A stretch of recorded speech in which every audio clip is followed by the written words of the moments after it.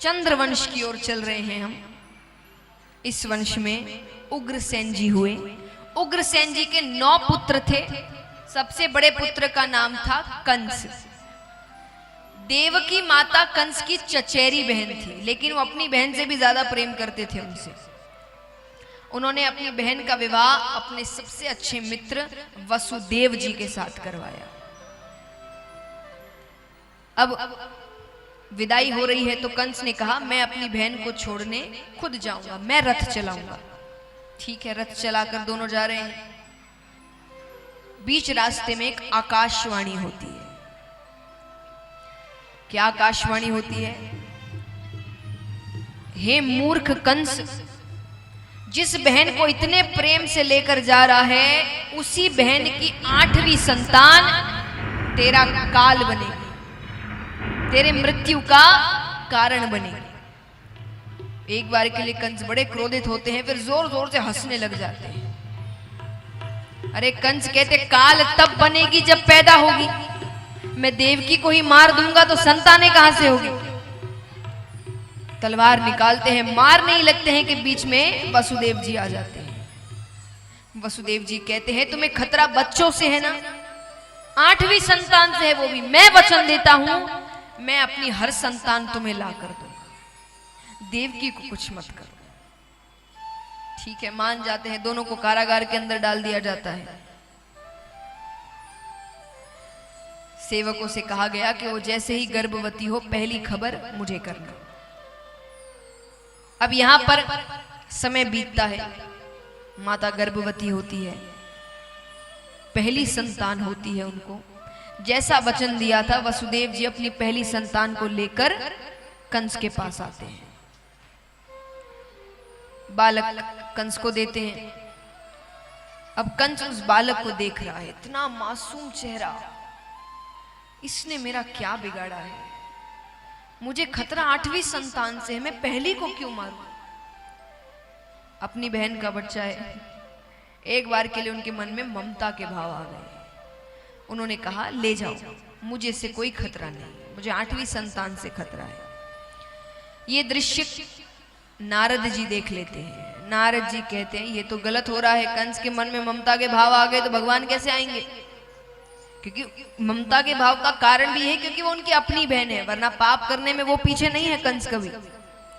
लेकिन बस अपनी बहन है तो ऐसा लग रहा है कि पहली संतान को क्यों मारूं, 8वीं को मारूंगा, उससे खतरा है। तो नारद जी ने कहा, ये थोड़ा गलत हो गया, ममता के भाव तो नहीं आने चाहिए। तो नारद जी कमल का पुष्प लेकर आते हैं। आकर कंस से कहते हैं, जरा बताना तो इसकी पहली पत्ती कौन सी और 8वीं पत्ती कौन सी? कंस देखते हैं। कंस कहते हैं, ये कैसा प्रश्न है, इसकी तो हर पत्ती पहली और हर पत्ती 8वीं है।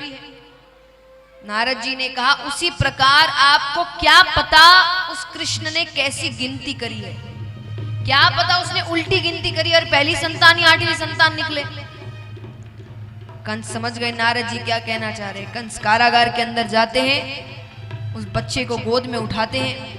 देवकी माता चरणों को पकड़ती है, अरे आपने कहा था इससे कोई खतरा नहीं है, पैर की ठोकर मारते हुए चले जाते हैं। जैसे जीवन में हर चीज जरूरी है, इतनी मर्यादा रखते हो तुम अपने काम में, रिश्तों में, तो सत्संग में मर्यादा क्यों नहीं रखते तुम? क्योंकि दुख में पुकारते तुम हमें ही हो, लेकिन सत्संग नहीं करना चाहते। हम इतने बड़े बड़े लोगों से पहचान रखना चाहते हैं। सब चाहते होंगे, यहाँ पे कितने हैं जो बड़े बड़े लोगों से पहचान रखना चाहते हैं? कौन कौन है, हाथ उठाना। देखिए, झूठ तो बोलिए मत जो नहीं उठा रहे। हर कोई चाहता है कि बड़े बड़े लोगों से पहचान हो।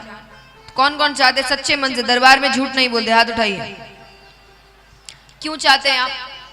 कारण, और हम पहचान बनाते भी हैं। अगर कोई बड़े लोग से मिलने का मौका मिले, जरूर मिलते हैं, उनसे पहचान बनाते। क्यों बनाते हैं? सच्चा उत्तर दीजिएगा।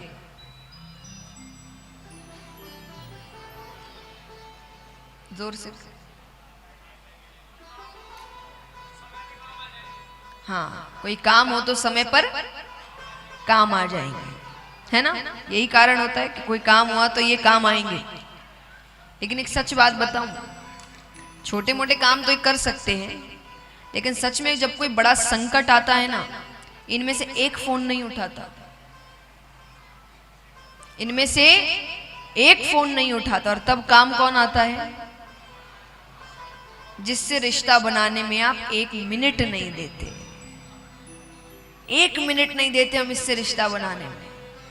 और सच में जब बड़ा संकट आता है, काम सिर्फ ये आता है। तो इसीलिए इसका मतलब ये नहीं कि आप काम ना करें, लोगों से पहचान ना बनाए। भगवान ने भी क्या कहा? तुमने हर चीज में मर्यादा रखी है। तुम काम समय पर जाते हो, ऑफिस जो भी ऑफिस जाते होंगे समय पर जाते होंगे कि मन से जाते जाएंगे? नहीं। तो भगवान कहते हैं कि हर चीज में मर्यादा है। तुम ऑफिस सही समय पर जाते हो, तुम घर के रिश्ते नाते हो वो उसको सही तरीके से निभाते हो, ब्याह शादी हो अच्छे से जाते हो, अपना समय देते हो। भगवान में समय क्यों नहीं? भगवान के लिए हम क्या सोचते हैं? समय मिला तो ठीक है, नहीं मिला तो कोई बात नहीं। तो भगवान कहते सत्संग में मर्यादा क्यों नहीं है? तो सत्संग में भी मर्यादा जरूरी है। भगवान कहते हैं जीवन में कुछ ऐसी चीजें हैं जिसमें बदली यानी आपके बदले कोई और कर ले, ये नहीं चलती। जैसे पहला भोजन, ऐसा हो सकता है कि आप घर वालों से कहोगे अरे मुझे जल्दी बाहर जाना है, तुम मेरे बदले का भोजन कर लो, तो आपका पेट भर जाएगा? नहीं। शादी, अरे वही कह रहे मेरी जरूरी मीटिंग है, तुम फेरे ले लो फिर मैं आ जाऊंगा, कर सकते हो ऐसा? तीसरा मृत्यु, मेरे घर में शादी है, तो मेरे अच्छे दोस्त हो ना, मेरे बदले मर जाओ, हो सकता है ऐसा? कोई मरेगा आपके बदले? और चौथा सत्संग, सत्संग में भी बदली। ये खास करके ये बात पुरुष वर्ग के लिए है। कई पुरुष कहते हैं, मैंने कईयों से सुना है ये, हम ज्यादा पूजा पाठ नहीं करते, काम करते हैं, पत्नी पूजा पाठ करती है, उसका पुण्य हमें मिल जाता है। 1% नहीं मिलता। वहम में जी रहे हो इतने वर्षों तक, 1% नहीं, पुण्य नहीं मिलता। अब आप सोचेंगे आपके किसी काम के लिए वो पूजा करिए, काम हो जाएगा, लेकिन सत्संग का भी तो पुण्य मिलता है। मान लीजिए 7 दिन की कथा हुई, आप कहेंगे पत्नी को तुम चले जाओ कथा में, मुझे पुण्य मिल जाएगा, हो सकता है? आपको ही आना पड़ेगा ना। तो सत्संग का भी पुण्य मिलता है, पूजा पाठ करने का भी पुण्य मिलता है। तो भगवान कहते वो तो तुम करोगे तभी पुण्य मिलेगा ना, उनके करने से तुम्हें कहां से पुण्य मिलेगा?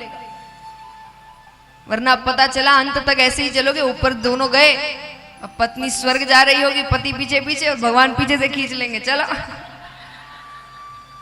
पूजा पाठ उसने करी थी, तुमने नहीं, तुम यहां। इसलिए सत्संग में बदली नहीं चलती, सत्संग भी आपको ही करना पड़ेगा। अगर कल्याण करवाना है तो सत्संग करना पड़ेगा।